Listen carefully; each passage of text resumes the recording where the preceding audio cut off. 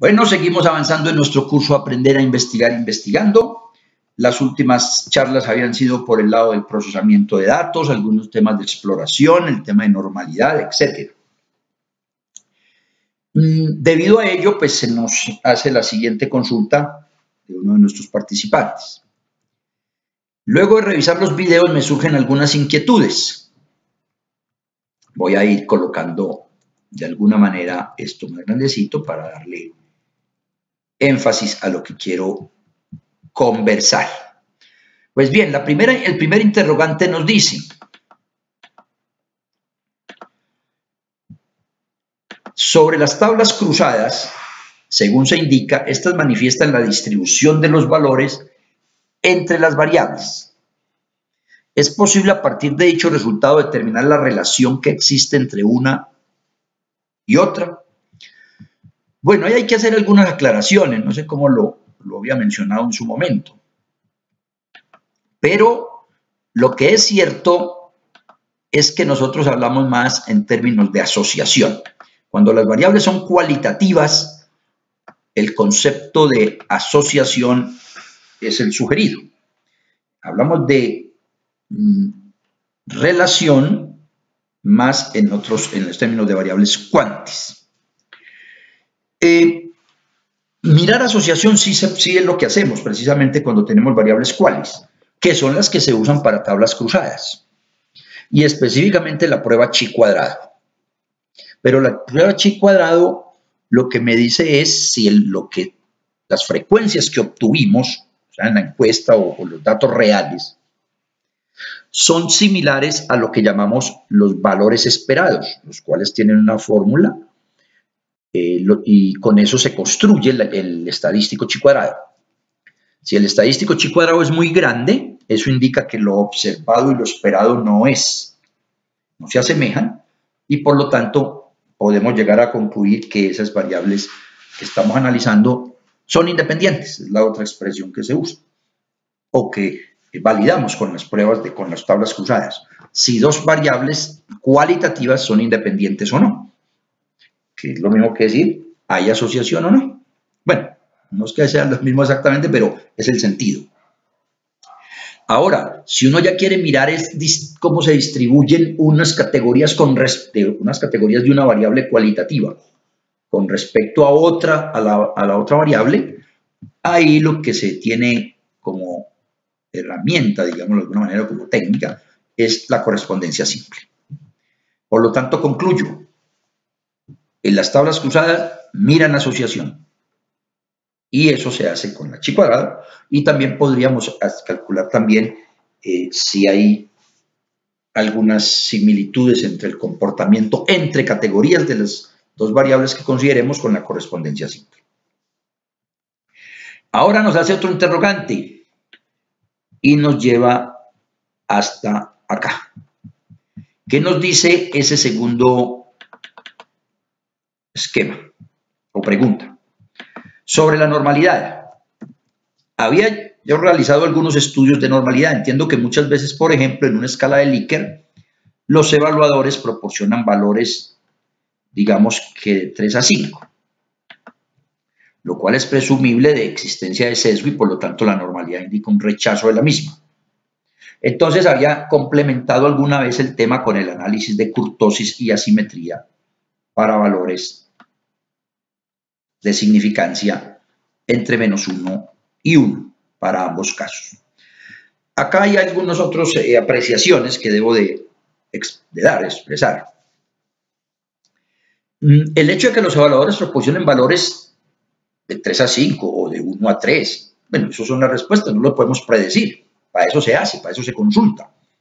Entonces es una presunción que no sabría, pero no puede salir desde antes de.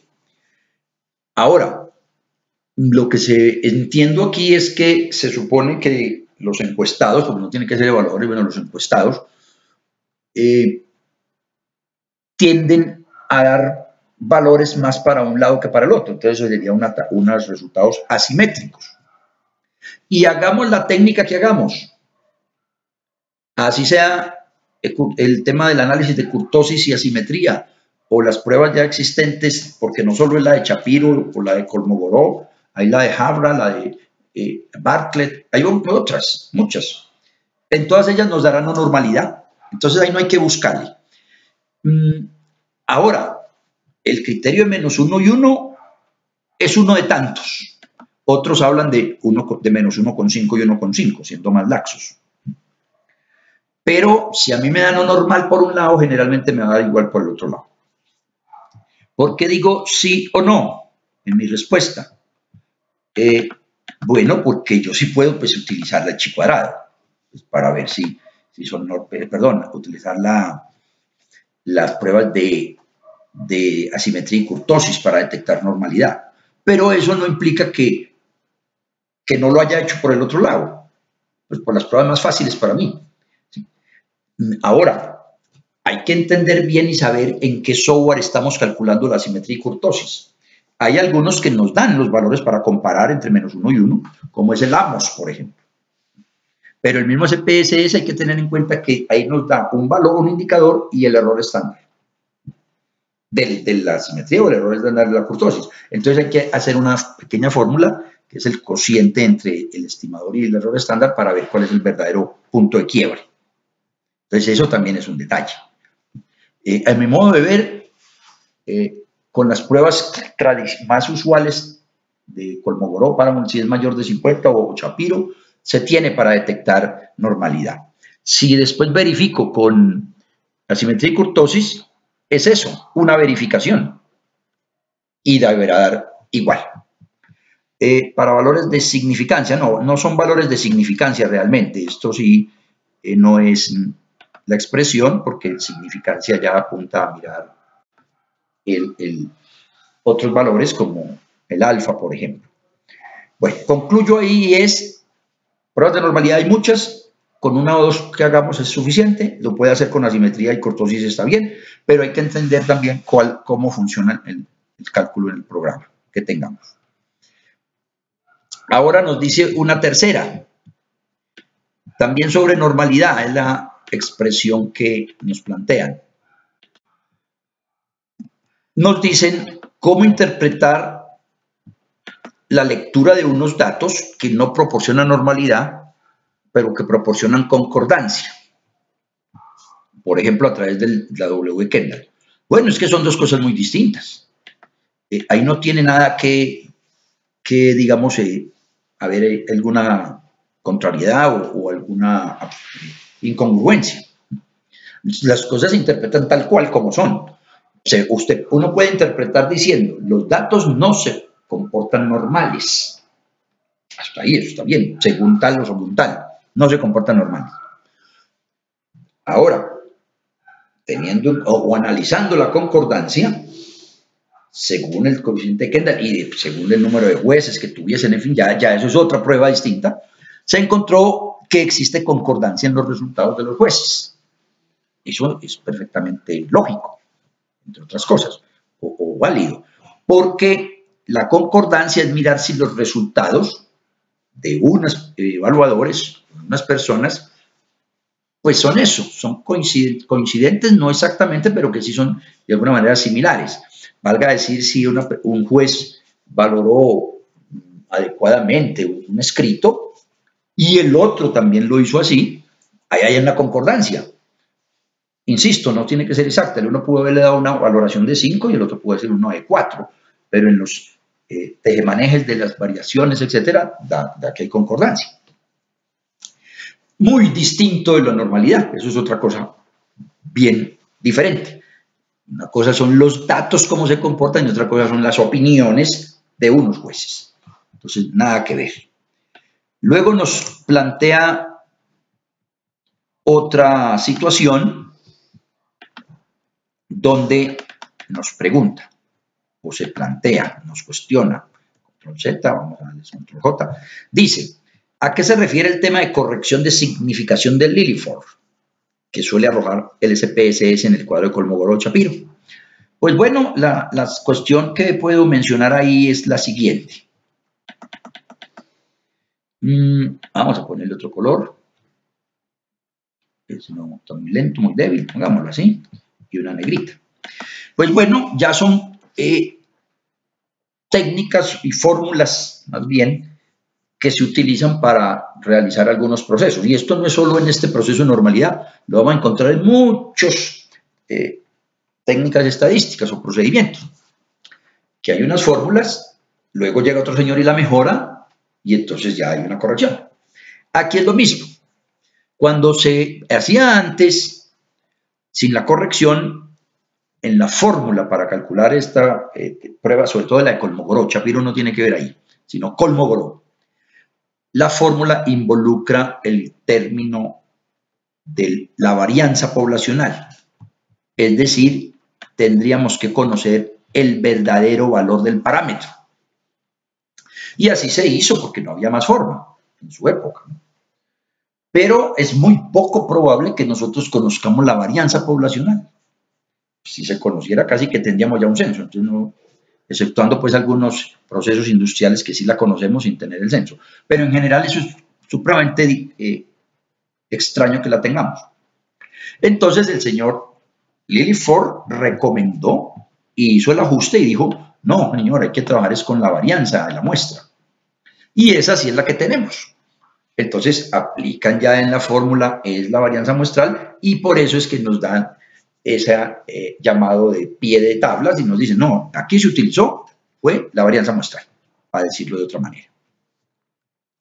Bueno, se nos va larguito el video, pero para no cambiar, pues estamos en el mismo tema, en este caso, el aporte de nuestro participante. Luego nos muestra aquí, dice, junto a lo mejor para analizar la respuesta de investigación que realicé y que justamente estudié lo que se muestra en el curso de la sesión séptima. ¿Qué interpretación debería dar al resultado que se muestra? Bueno, a mí realmente esta tabla extensa no me sirve. Yo realmente no la sugiero, no la hago. Esto no lo entrega uno, a mi modo de ver, ¿cierto? A no ser de que lo ponga en un anexo como podría ser. Pero aquí no, y lo mencioné. Y menos si no es normal, que ya lo intuimos. Entonces, o ya lo hicimos. Entonces, este intervalo de confianza no tiene sentido. No da. No hay para qué. La varianza, ¿para qué? Si la varianza es el cuadrado de la desviación estándar. Entonces, aquí habría que votar muchas otras cosas. No sé en su momento si el rango intercartílico es interesante, sabiendo que tenemos una escala Likert. Realmente, ahí no es necesario esto.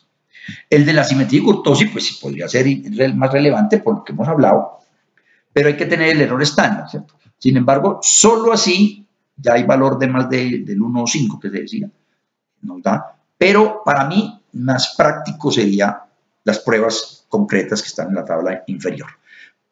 Si fuéramos a entregar unos descriptivos, pues por el lado del SPSS que se vio de medias o de descripción de medias para que salga subdividido por proceso formal, procedimiento de crédito, etc. Lo haría por ahí y solo saco la media, la desviación. Tal vez no habría mucho más, por lo que es una escalita de 1 a 5, entonces el mínimo y el máximo, como está ahí, no es mucho lo que me diga. Yo lo hago para ver si hay mucha heterogeneidad, etcétera, que para el tipo de preguntas no lo veo. Entonces esta tabla muy extensa, que no la acomodamos en ninguna parte, tal vez en un Excel, y que quede ahí como una evidencia que se trabajó. Pero yo no lo veo prudente, no lo veo necesario. Ya lo que sí es prudente, obviamente, es aquí el análisis de, más abajo sigo la tablita que nos produce cuando pedimos la normalidad, que es esta, y ahí está muy claro. Incluso yo borro, como el N es mayor de 50, yo borro estas otras columnas, las borraría, porque aquí no es de producir volumen, necesariamente, sino lo que se necesita. Y si todas son mayores de 100, entonces haría esto. Otra sugerencia sí es mirar si esto está impactado por otra variable quali, de tipo de empresa o algo por el estilo, a ver si cambian estos. Sí que podría pasar, pero eso es lo que yo entrego. En lugar de la tablita, de esa tabla extensa que hay en la parte superior, pues bueno, esta podría ser más práctica. También la podríamos invertir y podría ser más útil de alguna manera, pero creo que no sería tan necesario. Voy a dejar acá, ahora, como si estamos en el tema exploratorio, pues uno sí mira, obviamente, si tengo valores perdidos, pero estos serían otros valores que habría que eliminar. Eso no es sustancioso en la investigación, a mi modo de ver. Vamos a dejar esta parte acá.